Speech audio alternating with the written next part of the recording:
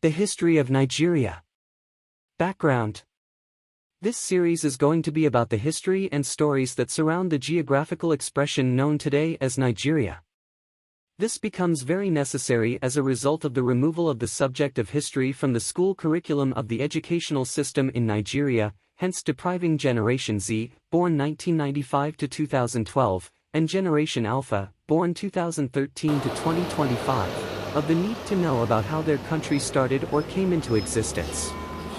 This project is to bring before them and any other older generation that feels like knowing or refreshing their memory of the Nigerian story, a brief summary of how it all started. This will be followed by a more detailed edition in a couple of months. How Nigeria was colonized by the British. Nigeria, like many other African nations, was colonized by European powers in the late 19th century. The colonization of Nigeria began in the 19th century when British traders and missionaries began to establish a presence in the region. The British government gradually extended its control over the country, and by the early 20th century, Nigeria had become a British colony. The colonization of Nigeria was marked by a number of significant events. In 1861, the British annexed Lagos, which was then a small city-state in southern Nigeria, and established it as a colony. Over the next few decades, the British gradually extended their control over other parts of the country, including the Niger Delta region and the Hausa Fulani Emirates in the north. The British government also introduced a number of policies and practices that had a profound impact on Nigeria's political and social development. One of the most significant of these was the policy of indirect rule, which allowed the British to govern Nigeria through local traditional rulers, or emirs, in the north and the chiefs in the south. This policy helped the British to maintain control over Nigeria while minimizing the costs of administration.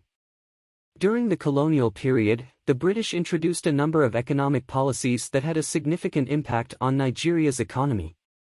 These included the establishment of cash crop plantations, such as palm oil and cocoa, and the development of infrastructure, such as roads and railways, to facilitate the transport of goods. However, the British colonial government also introduced a number of policies that had a negative impact on Nigeria's development.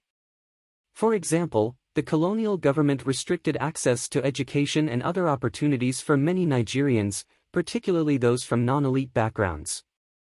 This led to widespread poverty and inequality, which continue to be major issues in Nigeria today. In 1960, Nigeria gained its independence from British colonial rule. While the legacy of British colonialism continues to be felt in many aspects of Nigerian society, the country has made significant strides in its economic and political development in the years since independence.